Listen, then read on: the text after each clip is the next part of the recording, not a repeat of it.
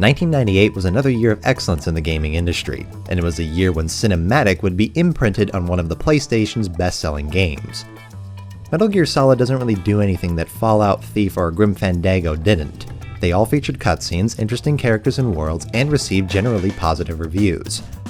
What Metal Gear Solid did was sell 6 million copies, proving that a story-heavy game with plentiful cutscenes and voice acting could strike a chord with mainstream audiences. This big boom also happened around the same time that publishers and marketing departments began hiring talent from the film industry. Ever since 3D graphics came along, techniques and inspiration from film has become prominent.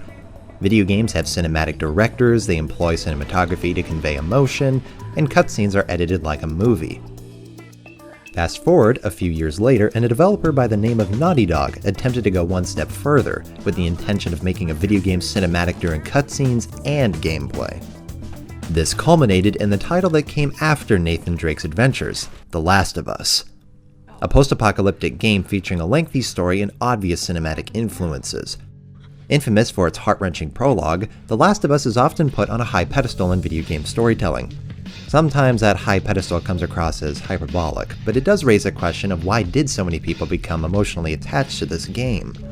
When you examine the core of Naughty Dog's work, there doesn't seem to be anything unique or special about it on paper. It's a linear action-adventure game that combines light stealth with harsh combat. There's a small crafting and upgrading system that give the sense of progression. Each level begins and ends with a cutscene. All the stages feature a set piece of some kind. Puzzles are used to break up the action, and you can find collectibles that tell you more about the world and its inhabitants. Story-wise, there's nothing special about it either. It features a conflicted protagonist, a foul-mouthed teenager, a virus outbreak, infected humans turned zombie mutant things, survivors attacking you for supplies, tragic deaths, and a plot that requires the main characters to go from A to B.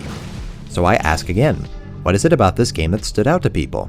What makes The Last of Us special? Well, remember Metal Gear Solid? Its cutscenes played out like this. There are no heroes in war. All the heroes I know are either dead or in prison, one or the other. But Snake, you're a hero, aren't you? I'm just a man who's good at what he does, killing. There's no winning or losing for a mercenary. The only winners in war are the people. That's right, and you fight for the people. I've never fought for anyone but myself. I've got no purpose in life, no ultimate goal. Come on. It's only when I'm cheating death on a battlefield. The only time I feel truly alive. Seeing other people die makes you feel alive, huh? You love war and don't want it to stop? Is it the same with all great soldiers throughout history? By the standards of the time, this game was a huge improvement when compared to the likes of Resident Evil. But by today's standards, something feels off. The writing is spotty, as if the characters are making statements instead of having a conversation. The acting is a little flat, most likely due to a lack of direction. And the timing of the characters' lines feels rapid and unnatural, like the sound editor just put one line right next to the following instead of trying to simulate pauses. This doesn't mean that you can't get involved in the game's story or enjoy the character interactions. It just means that the game now has a cringe curve that the player will need some time to get over before they can truly get immersed in these cutscenes. This is what separates The Last of Us from other games on the market. The script, acting, animation, and editing is all movie quality stuff, with natural dialogue, movements, and reactions from the characters. What makes you think I'd just give it to you? Huh? Yeah, sure, Joel, go ahead. Take my card.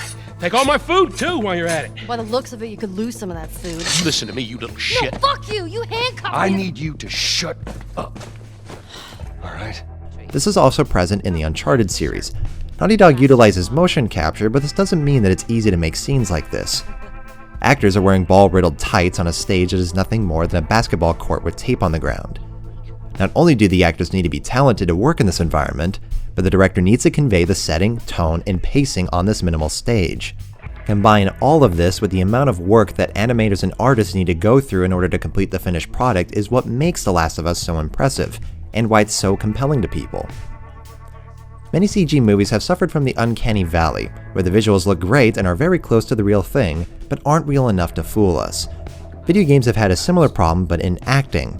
I should go. This uncanny voice is partly due to technical restrictions, direction, editing, actors, and a lack of experience.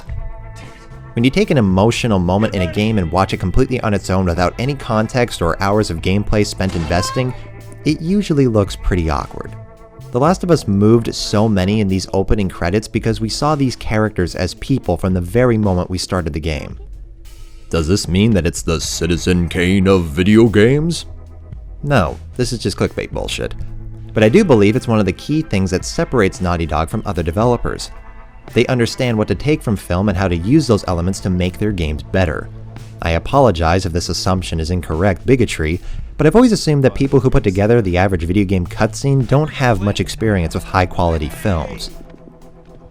When most people hear the term cinematic, they think of the elegance and polish of a great film, or a movie with beautiful cinematography. Yet despite this unified goal, most games fall flat, and cinematic translates as, sometimes we use a Dutch angle. Naughty Dog has done a great job when it comes to making their games cinematic and impeccably polished, but this is done in linear action-adventure games. There's nothing wrong with that, it just means that it makes it easier for a video game to reach that same level of polish that a great film has. Meanwhile, it's much more difficult for an RPG such as Mass Effect or The Witcher. These games have a large set of restrictions when it comes to making a more cinematic experience.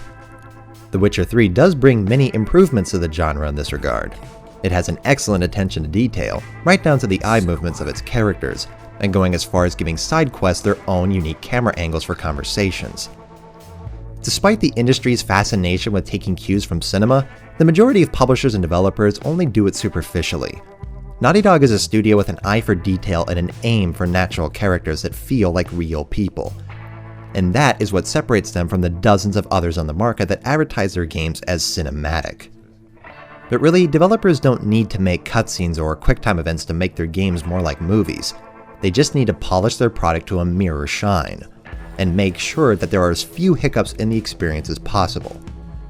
This is something that can be done regardless of franchise, studio, or genre, and I for one look forward to the day when an open-world RPG will feature characters just as natural and believable as Naughty Dog's ensemble.